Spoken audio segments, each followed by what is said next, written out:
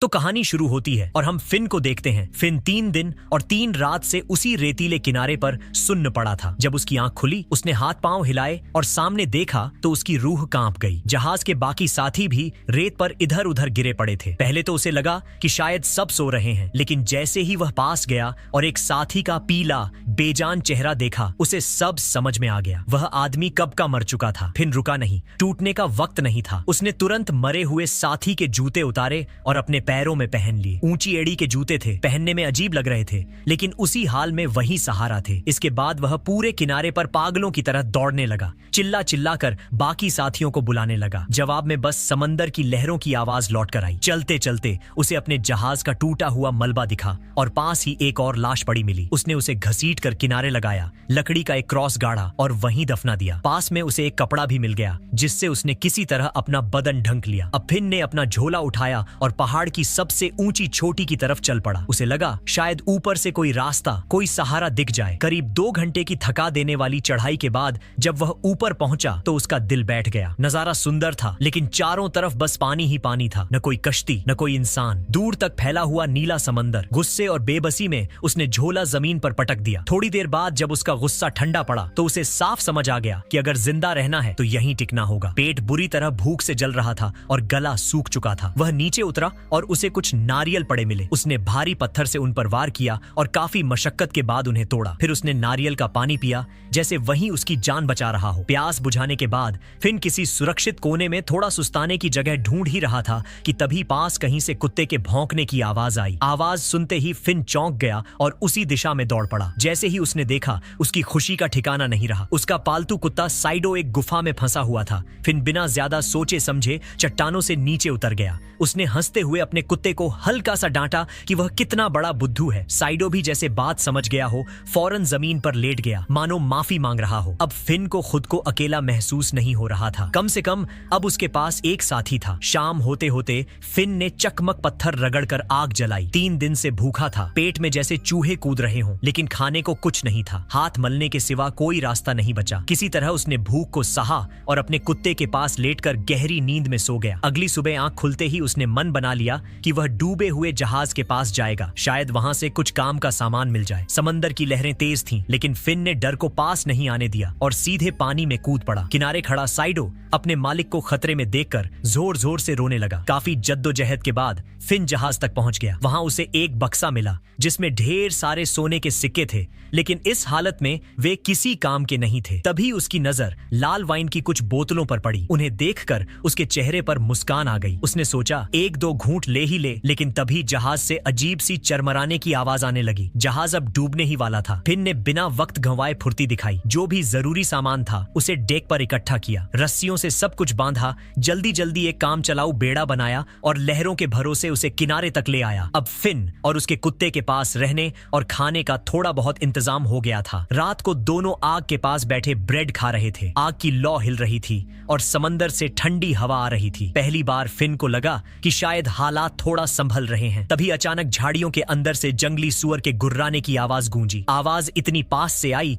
कि दोनों सन्न रह गए। न फिन हिला न उसका कुत्ता। दोनों जानते थे कि जंगली सुअर बेवजह हमला कर सकते हैं और अंधेरे में उनसे भिड़ना मतलब सीधी मौत। पूरी रात डर के साए में कटी। अगली सुबह जैसे ही फिन की आंख खुली, उसने चारों तरफ देखा और उसका दिल बैठ गया। सुअरों ने उसके खाने पीने का आधे से ज्यादा सामान रौंद दिया था। ब्रेड बिखरी पड़ी थी, कुछ चीजें पूरी तरह नष्ट हो चुकी थीं। अब उसके पास बस एक ही चीज बची थी, उसकी शिकारी बंदूक। फिन ने मन बना लिया कि अब सुअरों का शिकार करना ही पड़ेगा। वह बंदूक लेकर धीरे धीरे जंगल की तरफ बढ़ा, लेकिन अंदर जाते ही जो नजारा दिखा उसने उसके कदम रोक दिए। जमीन पर जगह जगह इंसानी खोपड़ियां पड़ी थीं। आसपास कुछ अजीब सामान बिखरा था, जैसे किसी पूजा या बलि का इंतजाम किया गया हो। यह देखकर उसकी रीढ़ में सिहरन दौड़ गई। तभी उसके कुत्ते ने जमीन सूंघते हुए अचानक भौंकना शुरू कर दिया। उसने ताजा इंसानी पैरों के निशान ढूंढ निकाले थे। अब फिन को सब साफ दिखने लगा। ये टापू सिर्फ जंगली जानवरों का नहीं था, यहाँ इंसानों से भी बड़ा खतरा था। हो सकता है यहाँ कोई खूंखार शिकारी कबीला रहता हो। फिन ने एक पल भी नहीं सोचा। उसने अपने कुत्ते को साथ हाथ लिया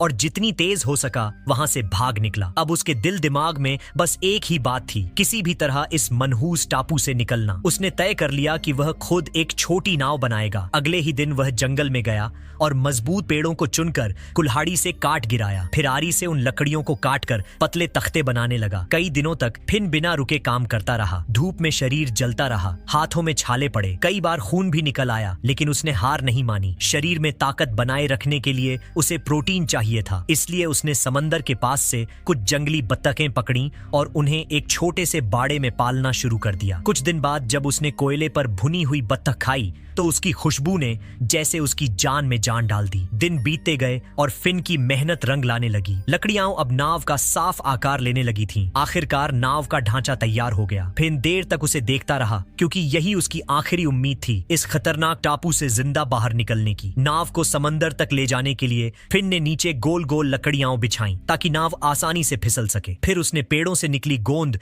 यानी राल को आग पर गर्म किया और एक मोटा लेप तैयार किया। उस लेप को उसने नाव की हर छोटी बड़ी दरार में भर दिया ताकि पानी अंदर घुसने का कोई रास्ता न बचे। जाने से पहले उसने खुद को थोड़ा संवारा, जैसे कोई सफर पर निकलने से पहले करता है, और खुशी में एक पटाखा भी फोड़ दिया। वह और उसका कुत्ता दोनों इस कैद से आजादी मिलने की उम्मीद में फूले नहीं समा रहे थे। फिन ने नाव को रोककर रखी रेत की बोरी में चाकू घोंप दिया। जैसे जैसे बोरी से रेत बहती गई, लीवर ने अपना काम शुरू कर दिया। नाव उन गोल लकड़ियों पर फिसलती हुई धीरे धीरे रफ्तार पकड़ने लगी और फिर तेजी से समंदर की तरफ बढ़ चली। फिन की आंखों में घर लौटने के सपने तैर रहे थे, लेकिन उसने सपने में भी नहीं सोचा था कि अगले ही पल सब कुछ खत्म हो जाएगा। नाव की रफ्तार अचानक इतनी तेज हो गई कि वह बेकाबू हो गई। फिन कुछ समझ पाता उससे पहले ही नाव सामने खड़ी एक विशाल चट्टान से जा टकराई। बस एक पल लगा और महीनों की मेहनत लकड़ियों के टुकड़ों में बदलकर पानी में बह गई। फिन अपनी आंखों के सामने सब कुछ टूटते देखता रह गया। उसे यकीन ही नहीं हो रहा था कि उसकी 6 महीने की हाड़ तोड़ मेहनत एक झटके में मिट्टी में मिल गई। वह पूरी तरह टूट चुका था। वक्त चुपचाप गुजरता गया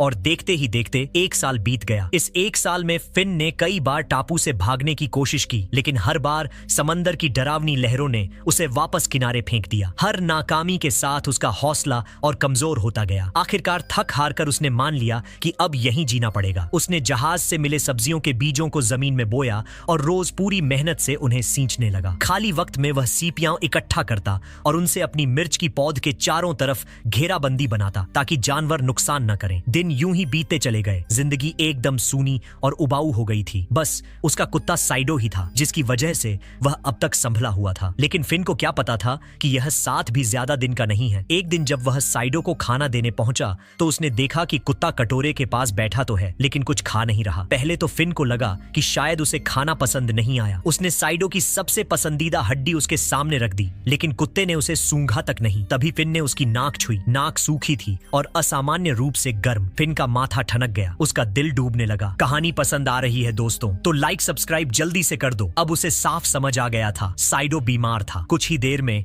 साइडो ने एक गहरी सांस ली और जमीन पर निढाल होकर गिर पड़ा। फिन की जान जैसे हलक में अटक गई। वह घबराकर अपने जिगर के टुकड़े को उठाकर बिस्तर पर ले गया। हाथ कांप रहे थे, आंखों के सामने अंधेरा छा रहा था। उसने वाइन का एक बड़ा चम्मच भरा और साइडो के मुंह में डाल दिया, इस उम्मीद में कि शायद इससे उसे होश आ जाए, शायद कुछ चमत्कार हो जाए। लेकिन कुछ नहीं हुआ। फिन पूरी रात उसके पास बैठा रोता रहा। न उसे नींद आई, न आंखें बंद हुई। वह बार बार साइडो को हिलाकर देखता, उसका नाम पुकारता, लेकिन कोई जवाब नहीं मिलता। उसे यह सोचकर ही डर लग रहा था कि इस वीरान टापू पर अब वह बिल्कुल अकेला रह जाएगा। उसने खुदा से बार बार दुआ मांगी, गिड़गिड़ाया, लेकिन 2 दिन बाद साइडो ने हमेशा के लिए अपनी आंखें मूंद ली। फिन ने अपने मरे हुए दोस्त को गोद में उठाया और समंदर किनारे ले गया। वहां उसने चुपचाप रेत खोदी और साइडो को उसी में दफना दिया। जब सब खत्म हो गया तो वह वहीं बैठ गया। गुस्से और गम में उसने समंदर की लहरों पर हाथ पटकने शुरू कर दिए, जैसे लहरें ही उसके दुख की वजह हों। उस दिन के बाद फिन की जिंदगी बदल गई। हर दिन उसे 1 साल जितना भारी लगने लगा। उसे साफ महसूस होने लगा था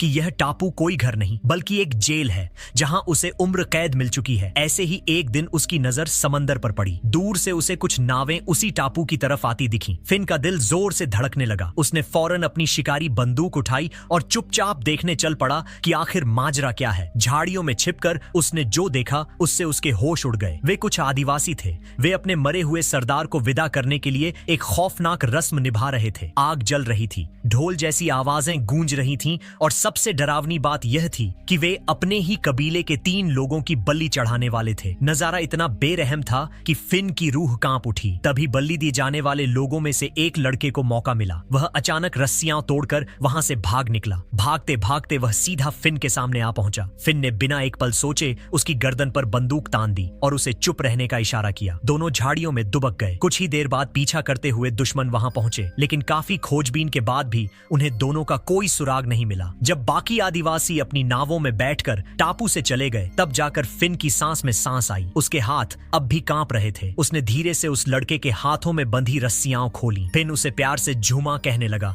और चाहता था कि वह उसे अपना मालिक माने, लेकिन जुमा फिन की एक भी बात समझ नहीं पा रहा था। भाषा की दीवार दोनों के बीच खड़ी थी, फिर भी फिन खुश था। इतने लंबे अकेलेपन के बाद उसे कोई तो मिला था। वह जुमा को अपने ठिकाने पर ले आया, उसे चेहरा साफ करना सिखाया, ठीक से बैठकर खाना खाना बताया और इशारों में समझाने की कोशिश की कि यहाँ कैसे रहना है। साथ ही उसने उसे अपनी भाषा के कुछ आसान शब्द भी सिखाने शुरू किए। जुमा चुपचाप सब देखता और करता रहा, लेकिन रात होते ही फिन के मन में डर घर कर गया। उसे लगा कि कहीं यह लड़का मौका पाकर भाग न जाए या किसी मुसीबत को न्योता न दे दे। इसी डर में उसने जुमा को जंजीरों से बांध दिया। यह फैसला उसे खुद भी अच्छा नहीं लग रहा था, लेकिन डर उस पर भारी पड़ गया। अगली सुबह जब फिन की आंख खुली तो उसका दिल बैठ गया। जुमा वहां नहीं था, जंजीर खुली पड़ी थी। जमीन पर खून के कुछ धब्बे दिखाई दे रहे थे। फिन ने उंगली से उन्हें छुआ, वे अब भी गर्म थे। उसी पल उसे खतरे का एहसास हो गया। उसने बिना देर किए बंदूक उठाई और जंगल की तरफ दौड़ पड़ा। जंगल के बीचों बीच से सफेद धुआं उठता दिख रहा था।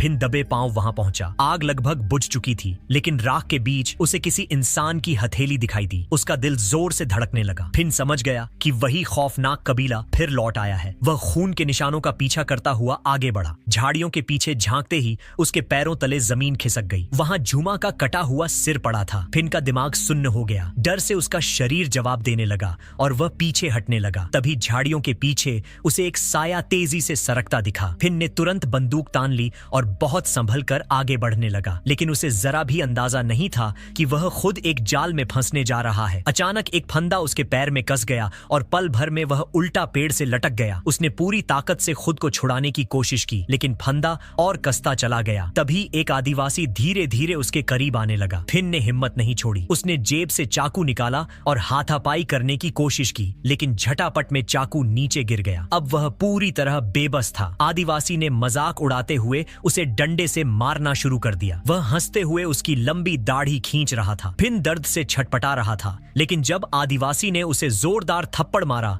तो फिन समझ गया कि अभी चुप रहना ही उसकी जान बचा सकता है। तभी आदिवासी की नजर फिन की बंदूक पर पड़ी। वह उसे बड़े हैरानी से देखने लगा, जैसे उसने पहले कभी ऐसी चीज न देखी हो। यहीं से हालात और भी खतरनाक होने वाले थे। आखिरकार उस आदिवासी ने फिन को एक पेड़ से मजबूती से बांध दिया और चुपचाप वहां से चला गया। फिन पूरी रात वहीं बंधा रहा। दर्द और थकान के बीच उसके दिमाग में एक ही सवाल घूम रहा था, इस आदमी ने जो बत्तख का मांस खाया था वह उसे आखिर मिला कहां से? यह सवाल उसे अंदर ही अंदर बेचैन कर रहा था। अगली सुबह जब फिन की आंख खुली तो वह दंग रह गया। उसकी रस्सियां खुली हुई थीं। वह आजाद था। उसे यकीन ही नहीं हो रहा था कि उस जंगली आदमी ने उसे जिंदा क्यों छोड़ दिया। डर और हैरानी के मिले जुले हाल में वह लड़खड़ाते हुए अपने ठिकाने की तरफ बढ़ा। जैसे ही वह वहां पहुंचा, उसका शक यकीन में बदल गया। उसके बाड़े से 3 बत्तखें गायब थीं। अब सब साफ हो चुका था। वही आदमी उसकी बत्तखें चुरा रहा था। गुस्से में फिन का खून खौल उठा। उसने बिना कुछ सोचे अपनी बंदूक उठाई और बदला लेने निकल पड़ा। पूरे टापू में वह उसे ढूंढता रहा। झाड़ियों, चट्टानों और जंगल के बीच आखिरकार उसे वह आदमी दिख ही गया। फिन ने निशाना साधा और गोली चला दी। गोली चूक गई। इसके बाद काफी देर तक चूहे बिल्ली का खेल चलता रहा। कभी वह दिखता, कभी गायब हो जाता और फिर अचानक पूरी तरह नजरों से ओझल हो गया। फिन अपनी बंदूक में दोबारा बारूद भर ही रहा था कि तभी सामने से उस आदिवासी ने अचानक हमला कर दिया। दोनों एक दूसरे पर टूट पड़े। कभी फिन उसे धकेलता तो कभी वह फिन को जमीन पर गिराने की कोशिश करता। मारपीट करते करते उन्हें होश ही नहीं रहा कि वे धीरे धीरे एक दलदल की तरफ बढ़ रहे हैं। जब तक उन्हें अपनी गलती का एहसास हुआ तब तक बहुत देर हो चुकी थी। दोनों आधे से ज्यादा दलदल में धंस चुके थे। आदिवासी के लिए यह कोई नई बात नहीं थी। वह ऐसे हालात का आदी था। उसने चालाकी से अपने शरीर को पीछे की तरफ झुकाया ताकि और न धंसे। फिर पास उगी जंगली घास को पकड़ा और फिसलते हुए किनारे पर निकल आया। दलदल में पीछे रह गया फिन। अब वह मौत को बहुत करीब से महसूस कर रहा था। वह जितना जोर लगाकर बाहर निकलने की कोशिश करता, दलदल उसे उतनी ही बेरहमी से अंदर खींचता चला जाता। जब कीचड़ उसके गले तक पहुंच गया तो उसकी ताकत जवाब दे गई। उसने हार मान ली और बेबसी भरी नजरों से उस आदिवासी की तरफ देखा। किस्मत अच्छी थी, वह आदिवासी दिल का बुरा नहीं निकला। उसने फिन का इशारा समझ लिया। वह पास के एक पेड़ पर चढ़ा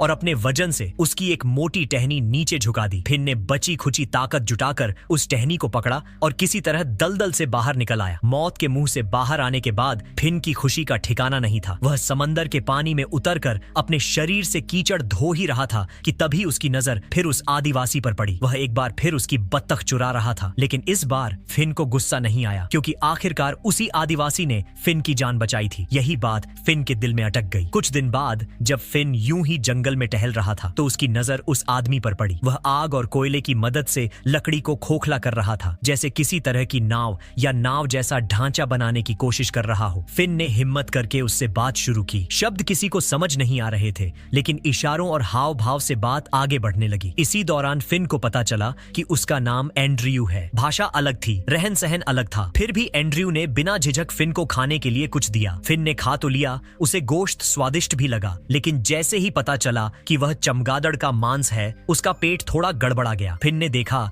कि एंड्रयू अब भी पत्थर की कुल्हाड़ी से लकड़ी काटने की जद्दोजहद कर रहा था। तभी फिन के दिमाग में हल्की सी शरारत आई। उसने अपनी लोहे की तेज कुल्हाड़ी उठाई और पल भर में एक मोटी टहनी काटकर जमीन पर गिरा दी। यह देखते ही एंड्रयू की आंखें फैल गईं। पहले तो वह हैरान हुआ, फिर थोड़ी जलन भी दिखी, जैसे कह रहा हो कि यह क्या जादू है। धीरे धीरे दिन बीते गए और दोनों के बीच अजीब सी दोस्ती बन गई। अब उन्हें शब्दों की जरूरत नहीं पड़ती थी, इशारों में ही सब समझ आ जाता था। फिन शिकार करने में भी अब काफी माहिर हो गया था। उसने एक दिन बड़ी आसानी से जंगली सुअर का शिकार कर लिया। वह अपना खाना एंड्रयू के साथ बांटकर खाता था। हालांकि एंड्रयू अब भी आदिवासियों की तरह झपटकर और बिना किसी तमीज के खाना खाता था। फिन यह समझ चुका था कि भले ही दोनों की आदतें और जिंदगी जीने के तरीके अलग हों, लेकिन आपसी सम्मान ही असली चीज है। इसी सोच के साथ उसने एंड्रयू की मदद करने का फैसला किया। दोनों ने मिलकर एक मजबूत लकड़ी का बेड़ा तैयार किया ताकि एंड्रयू अपने घर, अपने लोगों के पास लौट सके। जिस दिन एंड्रयू उस बेड़े पर बैठकर समंदर में आगे बढ़ा, फिन देर तक उसे देखता रहा। उसका मन भारी हो गया। इतनी मुश्किलों के बाद मिली यह दोस्ती अब दूर जा रही थी। बेड़ा आंखों से ओझल हुआ और फिन फिर से उसी टापू पर अकेला रह गया। जिंदगी दोबारा वही पुरानी और नीरस हो गई। फर्क बस इतना था कि अब यादें ज्यादा थीं। कभी कभी एंड्रयू चुपके से उस टापू पर फिन से मिलने आ जाता था। वे बिना ज्यादा बोले बस साथ बैठते और वही फिन के लिए काफी होता। वक्त यूं ही गुजरता रहा। एक दिन फिन अपनी रोज की डायरी लिख रहा था कि अचानक एक तेज धमाके जैसी आवाज गूंजी। वह आवाज वह अच्छी तरह पहचानता था। वह बंदूक चलने की आवाज थी। बंदूक की आवाज सुनते ही फिन चौंक गया। उसका दिल जोर जोर से धड़कने लगा, क्योंकि वह जानता था कि ऐसी आवाज सिर्फ आधुनिक दुनिया के लोग ही कर सकते हैं। वह पागलों की तरह अपने ठिकाने से बाहर भागा और दूर समंदर की तरफ देखा। वहां एक बड़ा जहाज किनारे के पास फंसा हुआ था। यह नजारा देखते ही उसकी आंखों में चमक आ गई। इतने सालों बाद आखिरकार इंसान दिखे थे। फिन खुशी से हाथ लहराते हुए मदद के लिए चिल्लाने लगा और तेजी से उस तरफ बढ़ा। लेकिन जैसे ही वह थोड़ा और पास पहुंचा, उसके पैरों तले जमीन खिसक गई। जहाज के डेक पर कुछ गोरे लोग भागते दिखाई दिए और उनके बीच एक जाना पहचाना चेहरा था, एंड्रयू। वे सब मिलकर उसे पकड़ने की कोशिश कर रहे थे। फिन तुरंत समझ गया कि मामला क्या है। उन दिनों गोरे लोग अक्सर आदिवासी इलाकों से लोगों को पकड़कर गुलाम बनाते थे। यह सोचते ही फिन का दिल बैठ गया। उसने देखा कि एंड्रयू को जंजीरों में जकड़ लिया गया है। वह चाहकर भी कुछ बोल नहीं पा रहा था। फिन बिना देर किए समंदर में कूद पड़ा और तैरता हुआ जहाज तक पहुंच गया। जब जहाज के कप्तान ने देखा कि फिन भी उन्हीं की तरह एक गोरा आदमी है और फर्राटेदार अंग्रेजी बोलता है, तो उसका रवैया तुरंत बदल गया। उसने फिन को इज्जत के साथ अंदर बुला लिया। फिन ने बैठकर अपनी 5 साल की पूरी कहानी सुना दी। जहाज का टूटना, अकेलापन, भूख, डर, आदिवासी और दोस्ती। कहानी सुनते सुनते कप्तान का दिल पसीज गया। उसे फिन पर पूरा भरोसा हो गया और उसने उसे मेहमान की तरह जहाज पर रहने दिया। रात गहरी हो चुकी थी। पूरा जहाज नींद में डूबा हुआ था। तभी फिन दबे पांव डेक पर पहुंचा। उसका दिल जोर से धड़क रहा था, लेकिन इरादा पक्का था। वह चुपचाप उस पिंजरे तक गया जहां एंड्रयू को कैद किया गया था और ताले को धीरे से खोल दिया। दोनों की नजरें मिली। बिना एक शब्द बोले उन्होंने एक दूसरे को देखा। यह विदा शब्दों की मोहताज नहीं थी। एंड्रयू चुपचाप उस बेड़े पर बैठ गया जिसे फिन ने पहले ही तैयार कर रखा था। कुछ ही पलों में वह अंधेरे समंदर में अपने कबीले की तरफ बढ़ गया। फिन देर तक उसे जाते हुए देखता रहा। उसके मन में हल्की सी कसक थी, लेकिन दिल को सुकून भी था कि उसका दोस्त आजाद है। और इस तरह उस वीरान टापू पर 5 साल गुजारने के बाद फिन भी उसी जहाज के जरिए अपनी पुरानी दुनिया में वापस लौट गया, एक बिल्कुल अलग इंसान बनकर। इसी के साथ यह कहानी खत्म हो जाती है। हम उम्मीद करते हैं कि आपको यह कहानी पसंद आई होगी।